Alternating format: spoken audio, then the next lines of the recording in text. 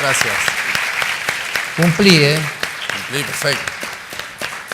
Guido, ¿te gustaría hacer un intercambio de...? Yo creo que en esencia Ernesto y yo estamos de acuerdo en algo, que es los temas tienen que solucionarse en sede administrativa. Y me parece que ahí no tenemos una discrepancia. Quizás lo que vemos diferente son las metodologías, tenemos algunas diferencias en cuanto a la justificación de todas las vías recursivas, plazos de caducidad, etcétera, que con el respeto y el afecto que le tengo a Ernesto, tengo una diferencia que es para mí, una cosa es el procedimiento administrativo y otro es el judicial. Que en el judicial haya plazos, eso es propio de la instancia judicial. Pero creo que el principio emana de la Constitución y el principio es que nosotros hemos adoptado un sistema judicialista de unidad de jurisdicción. No tengo problema, como dije, no soy abolicionista puro dentro de lo que considera Ernesto, porque no digo, no tiene que haber procedimiento administrativo. Yo lo que digo es, tenemos que tratar de tener un procedimiento administrativo diferente, una instancia precontenciosa de conciliación que no es mediación, que es buscar que los organismos administrativos colaboren con los administrados y traten de solucionar los problemas. Si eso no se consigue, si no se cambia de alguna manera la visión del procedimiento administrativo, yo creo que eso no condiciona el acceso a la instancia judicial. Y agrego una sola cosa que para mí es central en todo este tema del derecho administrativo, no solo del procedimiento, que es, estamos en un sistema guiado por las formas. El que no sabe qué controlar, controla las formas. Creemos que porque tenemos una forma, el sistema funciona. Creemos que hay participación pública porque hay audiencia pública. La audiencia pública es en muchos casos terapia grupal, psicodrama. Creemos que hay transparencia porque hay licitación pública. Aquellos que trabajan en la licitación pública, en licitaciones públicas, saben que la transparencia no es consecuencia necesaria de la licitación. Yo creo que tenemos que dejar un poquito las formas.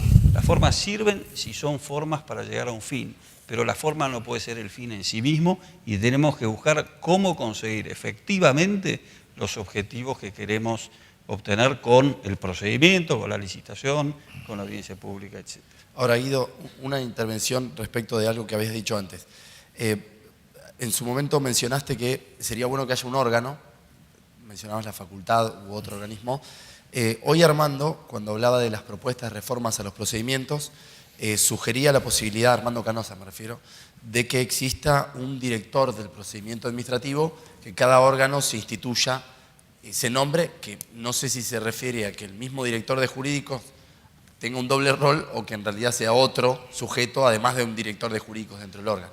¿Qué opinas de esto? Yo creo que Armando de alguna manera está tomando lo que llama el Administrative Law Judge, el juez de procedimiento administrativo en los Estados Unidos. Yo tengo un esquema donde el procedimiento no es obligatorio a la vía recursiva. Si queremos que alguien coordine ese esfuerzo, me parece bien, pero no me parece que sea lo que va a cambiar. No es lo decisivo tener un director, pero no me pongo. Yo cuando hablaba de un órgano estaba pensando en un órgano extra administración, okay, y estaba pensando esencialmente en una suerte de observatorio. Es decir, alguien que puede ser una ONG, pueden ser las cátedras de la universidad, etcétera, actúe como receptor de las distintas quejas, sobre todo las estructurales. No es que las cátedras de la facultad le van a solucionar a la señora que no le liquidaron bien la pensión, pero si vemos que eso es recurrente, de alguna manera buscar cómo volcarlo, sea en el manual de buenas prácticas o sea eventualmente, si la cosa ya tiene una entidad mayor, en cambios en el procedimiento. Pero yo creo que el procedimiento administrativo, lo primero que tenemos que hacer es definir qué tipo de procedimiento queremos y después buscar los mecanismos para ir adecuándolo y no dejarlo frisado, cristalizado ahí como algo que es una declaración de principios pero que no tiene contacto con la realidad. Gracias. Ernesto, ¿querés? Sí, no, simplemente se me ocurre... ¿Hay alguien de la provincia de Buenos Aires acá?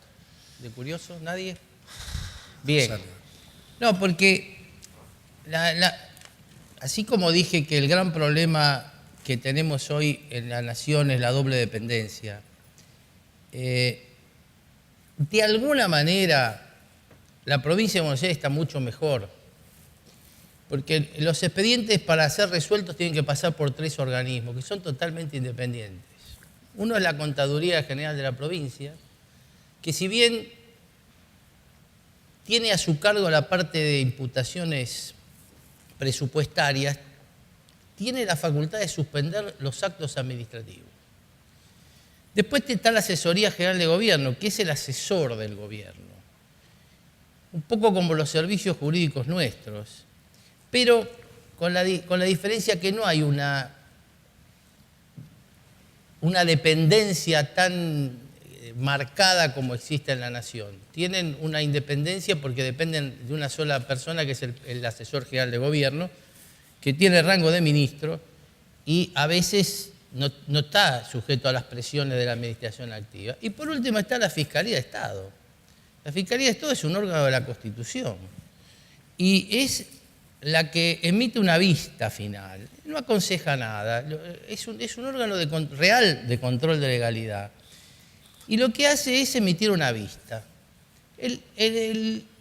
La administración activa puede dictar después el acto que quiera, pero si el acto que se dicta es contrario a la vista fiscal, el acto no se puede ejecutar hasta que el fiscal pueda interponer una demanda contenciosa administrativa contra el acto. La Fiscalía de Estado es la que defiende a la provincia en todos los juicios, menos en la inconstitucionalidad. Salvo cuando el fiscal demanda la nulidad de los actos administrativos, y en ese caso, quien defiende el acto es el asesor general de gobierno.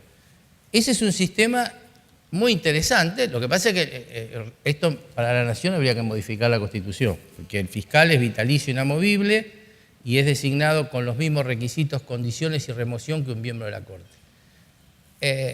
Para el resto, me parece que estas propuestas que hace Guido son interesantes, pero cuando el poder político es fuerte, muy difícil que escuche a la Facultad de Derecho. Eso es todo. Alguna provincia lo está pensando, pero bueno, veamos, ojalá. ¿Las preguntas? Antes de las preguntas, una especie de pregunta para ambos a propósito de lo que ambos plantean.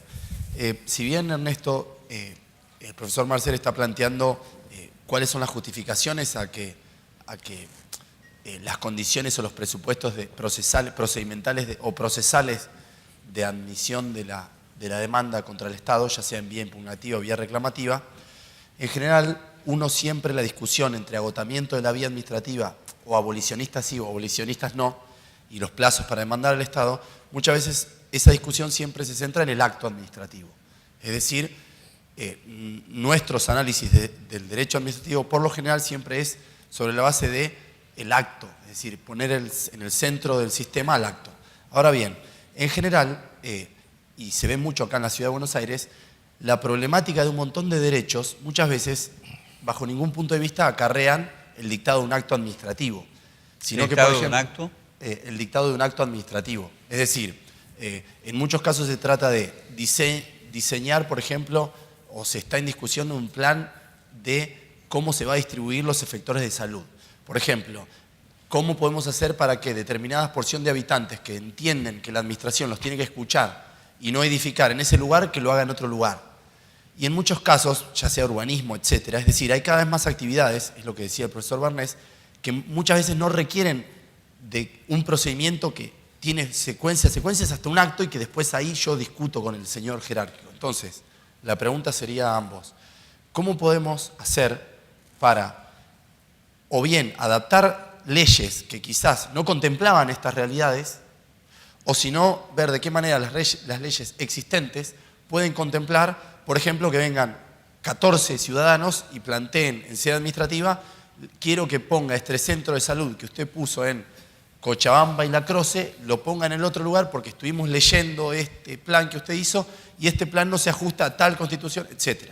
Y que eso después en la sede administrativa tenga una recepción razonable y en tiempo prudencial para que esos ciudadanos sean escuchados y no tengan que ir a hacer un amparo, porque claramente ese expediente administrativo, que quizás no termine en un acto, puede estar 2 años, 3, 4. Esa sería un poco...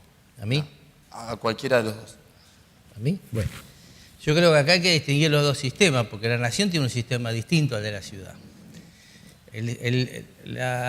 La lógica de la Ley de Procedimiento Administrativo Nacional, en la redacción de la Ley 25.344, que se me imputa y yo cuando me imputan me niego a declarar, siempre, ahí intervinieron Intervinieron abogadas muy conocidas en la actualidad, como Lisa Carrió y Cristina Fernández de Kirchner en esa comisión. Recordemos que el proyecto del Ejecutivo era otra cosa. Y del seno de la Comisión de Asuntos Constitucionales y Justicia salió lo que hoy es la Ley 25.344, que modificó la Ley de Procedimiento Administrativo. La lógica de la ley hoy es demanda impugnatoria de actos, no la conocemos todos, esto es igual que en la ciudad, no hay diferencia. Pero donde hay diferencia es en las cuestiones no impugnatorias de actos, porque la Ley de Procedimiento Administrativo en su actual redacción, para todas las acciones, exige un reclamo administrativo previo y una forma de resolver ese reclamo. Que después, no me voy a adelantar, hay una pregunta que se refiere a los plazos encadenados, que lo voy a contestar después porque eso requiere un poco más de detalle. En la ciudad, cuando se redactó, yo soy uno de los autores del Código Contencioso Administrativo y Tributario de la ciudad, se discutió mucho si se iba a poner un sistema similar al que entonces estaba en la Ley de Procedimiento Administrativo o si se iba a seguir el criterio que tenía la 19.987, que ya la Ley Orgánica Municipal dividía las demandas impugnatorias de acta que exigían un recurso de revocatoria ante el intendente y las no impugnatorias de actos que no exigían nada. En realidad la redacción fue media confusa. La justicia de la ciudad lo interpretó muy rápidamente en el sentido que las demandas no impugnatorias de actos no necesitaban acto. Yo en la primera edición del libro de demandas dije, bueno, pero entonces esto permitiría que si yo quiero habilitar un comercio y no tengo ganas de ir a pedir la habilitación, demande judicialmente, porque podría hacerlo. Es un caso absurdo. Yo creo que le doy un ejemplo, no sé ahora cómo estará funcionando, pero le doy el ejemplo de lo que eran actuaciones informativas en la Procuración General de la Ciudad de Buenos Aires, por lo menos del 96 al 99-2000. Caída de un árbol arriba de un auto. Dos opciones. Se hace la demanda, en cuyo caso después 2/3 de la legislatura, salvo que el monto sea pequeño, ¿no? O se iniciaba el reclamo en la Procuración General. Y la Procuración General, con las pruebas a la vista, emitía un dictamen aconsejando el pago. Y si ustedes se fijan en el boletín oficial de esas épocas, van a encontrar montones de resoluciones del secretario del área reconociendo y ordenando el pago de la indemnización. Entonces, por eso digo que a veces yo creo que tenemos que fomentar esto de regular y sobre todo atender los procedimientos de una forma más seria. La administración activa es la que lo tiene que hacer, porque si no, va a pasar lo que pasa, lo recargan a los jueces de la ciudad con cosas que a lo mejor se podrían arreglar muy fácilmente. No sé si está claro. Sí. Contesto, yo creo que lo que vos planteás y de alguna manera lo que Barnés dice es porque estamos partiendo de presupuestos diferentes. Nosotros hemos sido educados, para mí incorrectamente, en una visión de que el procedimiento administrativo, sobre todo el contencioso administrativo, es un proceso al acto. Si vos no tenés un acto formal, tenés inactividad material, tenés que provocar la inactividad formal, tenés que hacer el reclamo, o lo que sea, producir el acto e impugnarlo. Eso no es así en muchos países, eso ya ha sido superado doctrinariamente en Europa, por lo menos en España de la década del 80, donde ya no se considera el contencioso administrativo como un proceso al acto, sino un proceso donde uno, de alguna manera, desarrolla pretensiones en relación a la administración.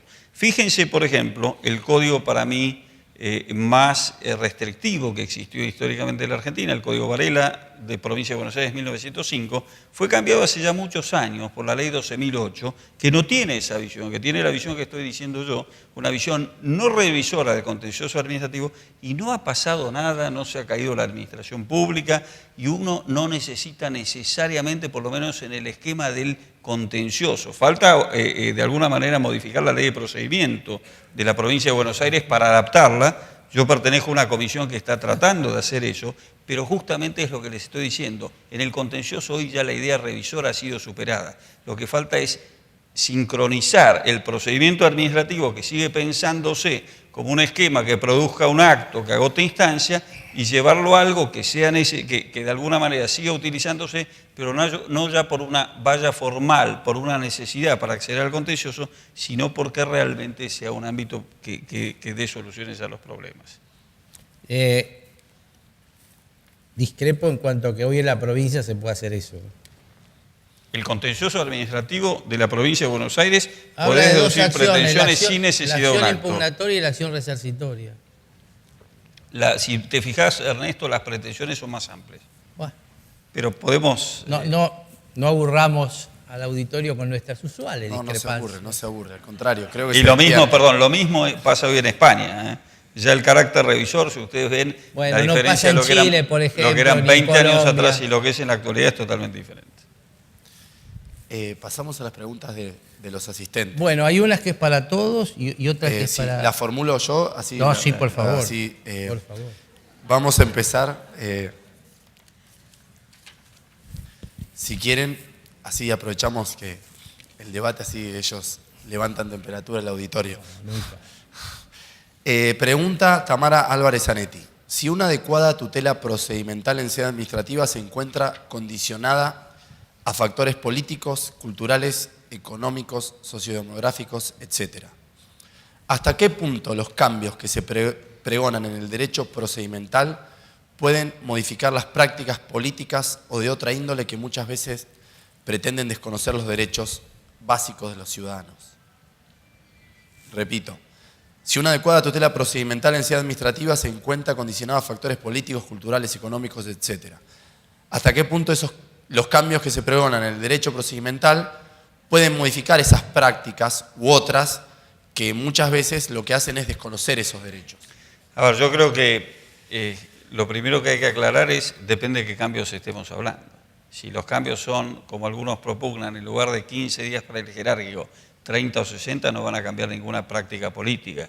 Si nosotros lo que estamos pensando, por ejemplo, es un sistema como el que digo yo, donde ustedes van a tener un sistema de conciliación, donde van a tratar de solucionar los problemas, eso debería producir un cambio muy importante, porque el primer efecto que produce es un cambio de enfoque por parte de la administración, pero también un acercamiento entre la administración y los administrados. El administrado va a empezar a sentir, de alguna manera, que se soluciona, va a tener mayor confianza en las instituciones y de alguna manera debería rejerarquizar también el rol de la clase política.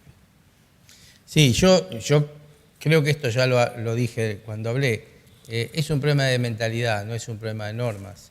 Claramente, si los funcionarios no cambian su manera de ver las cosas, si los servicios jurídicos no tienen la posibilidad de firmar realmente lo que quieren y no lo que le quieren hacer firmar, nada va a cambiar. Es un problema de cambio de actitud más que de norma.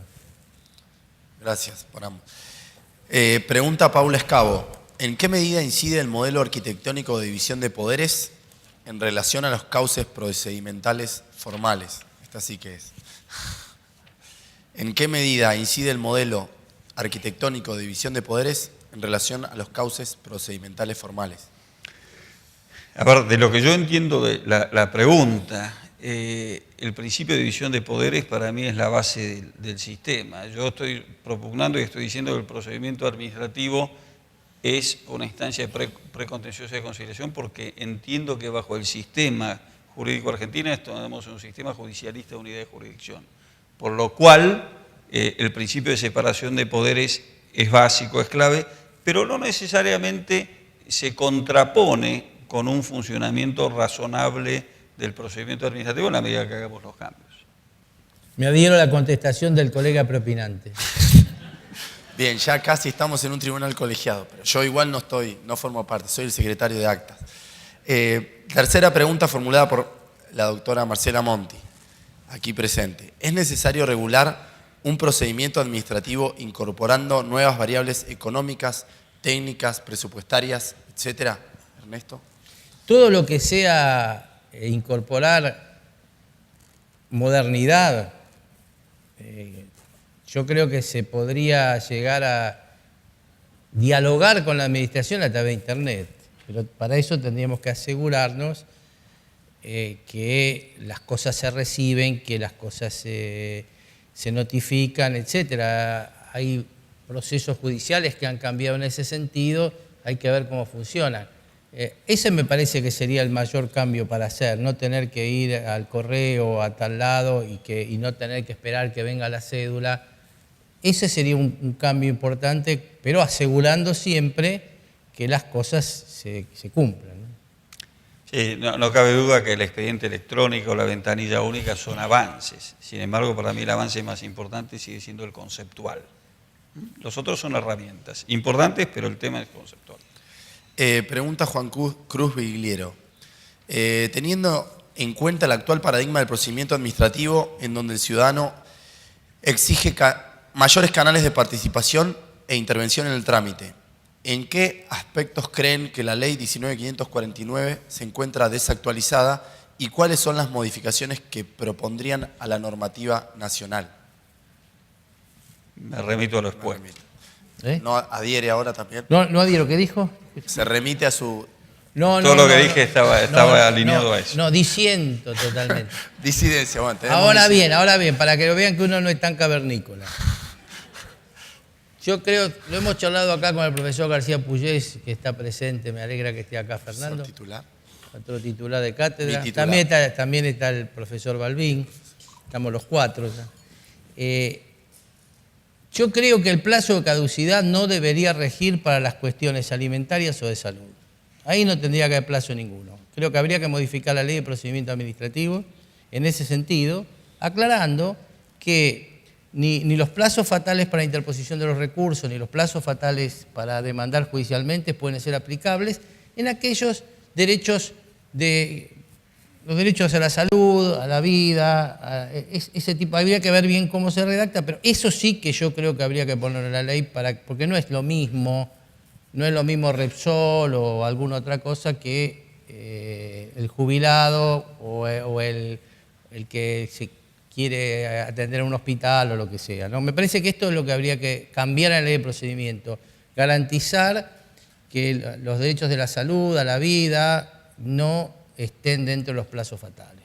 ¿Puedo contestar?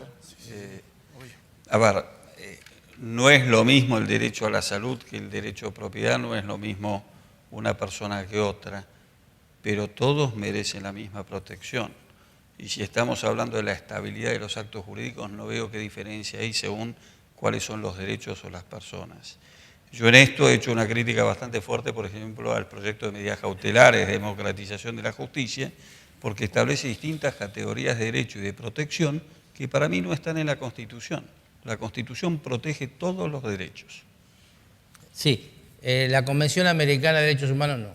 Porque es de derechos humanos, pero es un complemento, es un complemento a la Constitución. La protección viene de la Constitución. Si no, pensemos que solo los derechos humanos merecen protección y que el derecho de propiedad no lo tiene. El artículo 17 de la Constitución es terminante. Yo quiero aclarar esto. No se desprotege ningún derecho por los plazos de caducidad. Simplemente, tratándose de determinados derechos, se podrían dejar sin efecto determinadas cuestiones que sí se aplicarían a todos los derechos. Pero Ernesto, no es un problema de protección, porque hoy están perfectamente protegidos los derechos. Ernesto, si lo que se dice es que el plazo de caducidad tiende o tiene como objeto asegurar la estabilidad de los actos y que la administración no esté sujeta a incertidumbre respecto a ciertos actos. ¿En qué se diferencia si el derecho es de propiedad o no? O sea, ¿en qué se diferencia la estabilidad de los actos según la naturaleza del derecho? En el afectado, que es alguien que tiene un problema de salud o que tiene un problema personal. No tiene nada que ver los derechos a la salud, a la vida, que de una persona, de un ser humano, que los derechos de las empresas, las corporaciones. Me parece que esto no es igual. Pero igual, el esquema actual, yo no digo que lo desproteja, para nada, yo creo que lo haberlo explicado. Simplemente digo que habría que hacer una excepción a todo esto tratándose de determinadas situaciones. Esto es lo que digo. La última pregunta, como ya fue respondida, la formulaba Vélez Sánchez Negrete, me parece que ya está respondida, de las tecnologías, la influencia de las tecnologías en los procedimientos. Entonces, las últimas dos preguntas a cada uno y damos por concluido el panel. Al profesor Guido Tawil, teniendo en cuenta sus estudios de Derecho Comparado, a grandes rasgos, ¿cómo evalúa el sistema procedimental argentino? Creo que también está respondida. ¿Y qué país o países, a su criterio, han reformado positivamente sus sistemas procedimentales? Pregunta Dolores Pujol. Sí, a ver, yo creo que conceptualmente en la parte de principio ya dije que mi valoración es positiva, en la práctica no. ¿Qué países han modificado? Por ejemplo, España ha modificado parcialmente su sistema, ya algunos recursos administrativos no son obligatorios, Costa Rica ha hecho modificaciones, Perú ha hecho modificaciones, en ningún caso tan acabadas como la que yo estoy planteando conceptualmente, pero de alguna manera están todos en la misma senda. Cuando todos empiezan a reforzar y se centran en el principio de tutela judicial efectiva para asegurar la instancia judicial, el arribo a la instancia, en realidad no están más que reafirmando lo que nosotros decimos desde el principio. El sistema constitucional argentino es un sistema judicialista de unidad de jurisdicción, donde uno debería poder acceder aún sin necesidad de todos estos cambios. La última. En su última publicación acerca del futuro del procedimiento administrativo se alude a la revalorización del principio de colaboración. Esta creo que también está respondida, pero podemos... ¿Cuál sería el contenido específico de este principio y cómo debería plasmarse en las normas? Sí, a ver, hay varias. Primero, plasmar expresamente el principio de colaboración, de alguna manera aliviar o modificar el esquema recursivo, el esquema de caducidad de instancia, etcétera. Yo creo que son varias cosas tratando de buscar un sistema, como decía, más de conciliación y menos adversarial, menos un sistema procesal. Una de las grandes críticas que se hace en el derecho comparado al procedimiento administrativo es esta visión procesal del derecho del procedimiento administrativo. Es como que, como es un animal diferente, es más fácil asimilarlo al proceso civil y comercial, pero no tiene que ver, es una cosa diferente. Y su justificación está en la diferencia. Si lo queremos buscar como un proceso adversarial, el procedimiento administrativo no tiene, a mi juicio, justificación. Muchas gracias, Guido. Estimado doctor Marcer, teniendo en cuenta el desarrollo de la tutela administrativa y judicial efectiva, ¿qué rol considera que jugará el Instituto del Silencio a efectos de contabilizar los plazos de caducidad para la interposición de una demanda judicial? Pregunta formulada por Agustín Tarelli, que está aquí presente también. Ninguna. Yo esto es cuando analicé en el libro la razonabilidad de las condiciones especiales de admisibilidad de la demanda, aclaré que hay dos cosas que no iba a analizar. Una, el ritualismo inútil, que no lo voy a traer ahora, y otra, si existe o no un sistema de plazos encadenados en el artículo 30 de la Ley de Procedimiento Administrativo. Y no lo analizo porque no existen. Es decir, si bien la redacción del artículo 30 no es muy clara, y esto porque fue producto, como expliqué antes, de casi mano alzada en una comisión, en una sesión conjunta de dos comisiones de la Cámara de Diputados, el principio del artículo 25 no se puede ver vulnerado por lo que dice el artículo 30. El artículo 25 dice claramente que el plazo de caducidad empieza a correr a partir de la notificación personal, por cédula, no tácita. Por lo tanto, no puede interpretarse que hay un plazo encadenado y que hay un plazo de caducidad por silencio en el supuesto del artículo 30, salvo que lo que querramos hacer es eliminar el reclamo administrativo previo, entonces tratemos de presentar esto como una barbaridad. Pero insisto, no existe sistema de plazos encadenados en la Ley 19.549. La última. Si observamos los diversos cambios por los que atraviesan las ramas del derecho, ¿es posible afirmar que ha mutado el rol del abogado del Estado? De admitir esta afirmación, ¿cuál es el futuro, a propósito del futuro del procedimiento, cuál es el futuro del abogado del Estado? Pregunta Daniela Clavero, aquí presente también. Pero el futuro del abogado del Estado no va a depender, me parece, de los cambios de las ramas del derecho. Me parece que es un poco lo que dije antes. Va a depender de la seriedad con que la administración activa trate y regule al abogado del Estado. Si lo va a ver como alguien que simplemente tiene que decir todo lo que le gustaría escuchar o que tiene que ir después defender cosas imposibles, ninguna rama del derecho puede soportar esto. Esto es un problema de mentalidad. Y el día que la administración activa se dé cuenta que en el abogado del Estado, en el que dictamina, que lo está cuidando lo está cuidando para el futuro, inclusive lo está cuidando de futuras cuestiones de otro tipo, salvo que tenga una gran vocación de procesado y no le haga caso. Eso es todo. Bueno, yo me parece que cualquier otra consideración a esto sería sobreabundante, así que les agradezco mucho a los profesores y muchas gracias por la conferencia.